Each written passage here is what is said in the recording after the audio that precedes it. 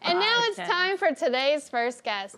You may know Stassi Schroeder from her iconic one-liners on the hit Bravo show Vanderpump Rules and her popular podcast Straight Up with Stassi. Today she's here to talk about her new book, Next Level Basic, which shows readers how to have fun and celebrate being themselves. Everyone please give a warm Build Brunch welcome to Stassi Schroeder.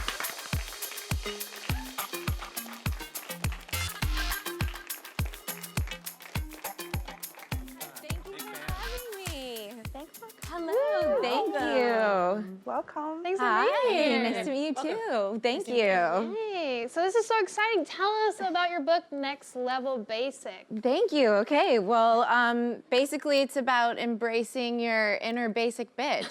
But honestly, like, ultimately, it's not just about like what we consider typically basic. It's really about whatever it is that you're into, embracing that and owning that and not feeling ashamed about that. So basically, it's a lot of self-love. I love that. Yeah. Like, it's okay that I love Jeopardy. Yes, that is It's totally basic and nerdy, but okay. it's my thing. Yes, and run with it. Never turn back. I will not. Really taking the pressure off there. Because sometimes it's like, we gotta be unique, but there's power in being basic. Yeah. Right. Oh, I've learned that. I mean, I love boat rides in the Hamptons. That's basic as fuck. I embrace it. I will go to Soul Cycle and then go to Sweet Green, and I'm like, this is so basic. Oh And my I love gosh, it is. Yes. So like, what's a good, like, quick lesson on how to own your basicness?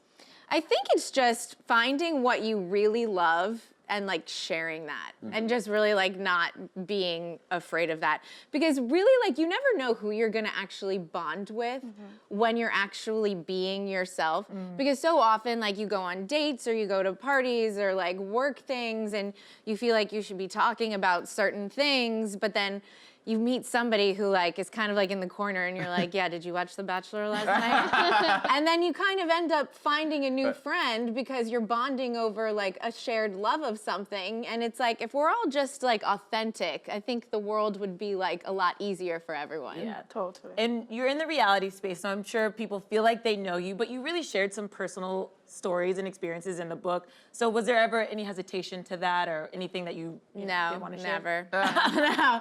I mean, I share my life for a living, like not just on TV, but with my podcast. And I'm so used to that really this was just another outlet to share more that I haven't been able to share before. Right. Yeah. And you also share some exclusive stories from Vanderpump. Yes.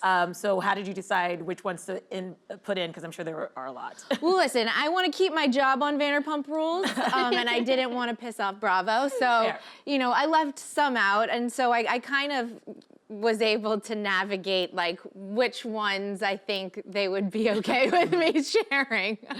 The fine line. Yeah. That was a really diplomatic response too. Very LVP of you, Yeah. that response. Speaking of Bravo, that's something that's maybe considered basic that I'm very proud to love. Yes. I love Bravo and I love Vanderpump Rules.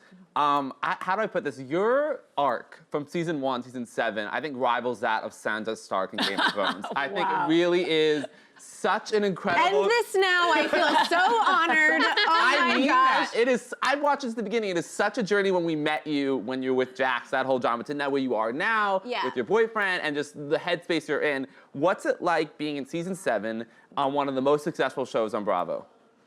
I mean, it's freaking awesome. Right. Like, I mean, it's great. I feel so lucky. Honestly, I feel just really lucky because they're all my friends, which, you know, gets hard during filming because normally, like in a typical job, like you call your friends afterwards to bitch or complain or like, you know, go get drinks and that's who you turn to. But like when I'm fighting with my friends at my work, it's like, crap, there's no one left to turn to, so I'm gonna have to deal with this on my own. Right. You can just turn to your Twitter followers; they would love it. Yeah. But what's funny is, so you just did a recent interview with the New York Times, which was great. Yeah. And you famously once said, "I am the devil," but you're still surprised that people may consider you still the villain, which if you watch, you're really not. I really am not. You're really not. You're actually the voice of reason. Well, thank you. Thank you. I think I'm a little colorful with my language, and I'm a little morbid, and, you know, I'm interested in, like, you know, the occult and death, and I add that to my humor and the way that I talk, so I think that it seems kind of villainous. Right. But I've never really felt like I was a villain. Yeah, no, I mean, you're sitting next to someone who praises the Dark Lord Satan all I'm the like, time. you are the devil. I worship you. I like you. Like, let's sacrifice some animals together. Just not on this stage. No, okay. Cool. Speaking of your quotes, I mean, one of my favorites is, I don't know what I did to you, but I'll take a Pinot Grigio. I can't believe that one. It's such an epic line. Like, I've used it in regular settings, like just like talking to people. People tell me this all the time, and I remember filming that scene and not thinking anything of it. Just, I genuinely was just like, why is she talking to me? She should be like getting my order. So I was like, can I get a Pinot Grigio? And then after that scene, my producers were like, this is why you're the best. And I was like, why? And they're like, the Pinot Grigio line. I'm like, I said a Pinot Grigio line? I still like don't. So do most one-liners, what you're famous for, just like you just say, it's just who you are? Yes, I don't know. I don't know that something's gonna turn into a one-liner until all of a sudden people are tweeting it. That's amazing. Yeah.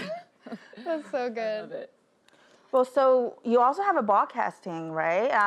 A street job with Straight Up with Stassi. Yeah. Tell us about that. Well, I mean, I'm so proud of that because that was like, well, my book is like my second child. Like my podcast was like my first one because I started it 4 years ago and I had no idea what I was doing. Like I would stop it and like pause it every 5 minutes because I'm like, how do you just talk for an hour straight? Like how can you?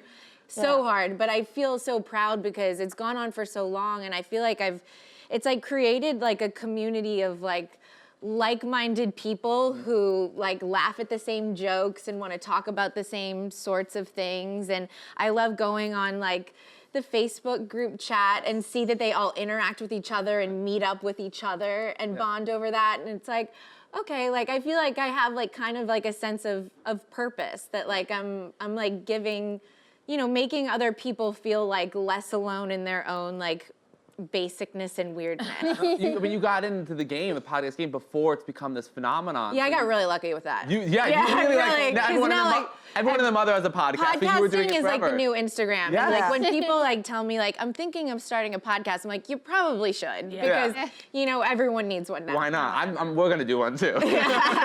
Is there any future episode you want to share? Like, no, I just take it every week as it is. Okay. I've noticed that like I really, maybe I'm just like narcissistic, but like I like talking about what actually goes on in my life. You know what I mean? So It's therapy. Yeah.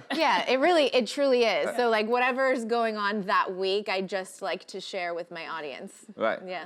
And what about the ranch dressing? Oh, yeah. What about ranch dressing? Are you gonna ever like maybe just write like a novel about the love of ranch dressing? I feel like I kind of just like deserve my own line of ranch Yes! dressing. But you have to do, so I'm from the Midwest, you have to do it with Hidden Valley if you do it because that is Well, the Hidden only- Valley is they're the number one. But I feel like a partnership with them would feel really organic and your fans would love it, me included, because that is my ranch of choice. Right. And I just love that you speak out in defense of ranch because we get attacked often. Thank you. And it's a great dressing. Now, which Hidden Valley? Is it like the bottle or like, yeah. you like the bottle? See, Original. I'm like way into like the Hidden Valley packet, so I can make my own. On the go. Ranch on the go. Oh, well, that. Oh, the packet. No, I mean the packet where like, No. so if I want it like thicker, do I want it like a little more watery? Do I want to be healthy today and use Greek yogurt instead of mayonnaise? Or like, yeah, Hidden Valley packet all the way. Revelations. Wow. Okay, thank That you. is amazing. Well, to celebrate your book, we want to play a little game. Okay, So it's basic okay or basic stay away. okay. All right. Basic okay or basic stay away? Yeah. So we'll give you a topic and you have to say like or a thing and you're like no or yes. Okay, so this is my personal opinion Yes. on these Yes. things. Okay. And we'll just follow blindly. We'll Okay. change our lives for you because Please Hail listen Satan. to everything You I are a say. queen. yeah. Taking photos of your food. A basic stay away. I'm like so over that one. Same. Yeah, Not it's like no one like. Do you ever like really scroll past Instagram and think like, I'm really glad I saw that photo of avocado toast? Right. Feel bad because my boyfriend does this all the time. So a subtle hint to stop No, doing Yeah. You're right. What about frosé? Love it. Yes. Basic stay. Yes, love it. We're in that season now. I'm so yeah. excited. Yeah, I know. Okay, juice cleanses. Okay, this one's tricky. I'm gonna go with basic stay because I do these sometimes, but they suck so bad. They work. They work, they really do, but like it's agonizing, it's painful. Okay, what about our girl T Swift Oh, basic stay. Okay. I am all about her, especially when she came back all like vicious and shit. And I was political, like, ready to take on the patriarchy. yes, Yeah. I'm like, go you. What about Coachella? Another tricky one. It depends on if you have like an artist band or Yes. not. Changes the game. It when you have the really artist band. changes the game. Like, so basic stay if you have artist passes, Yes. basic go away if you don't. Okay. Then what about watching Bachelor with a glass of wine? Definitely a basic stay. Yeah. Yeah. At this point.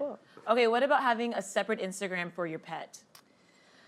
My boyfriend also has a separate Instagram for Oh his my God. And I'm like, how many people do you really think are looking at this? I mean, is it necessary? Unless your dog is like legitimately some freak of nature, cute animal, I say stay away, basic stay away. And what about being obsessed with like pumpkin spice lattes? Oh, like basic, yay, okay. Yay. Whatever you say, They taste good, so. Well, she has spoken. We Yeah. know the law. We know. That is decreed. Yes. Stassi, thank you so much for joining us. Thank you so much. And everyone, please make sure to pick up a copy of Next Level Basic wherever books are sold. Woo.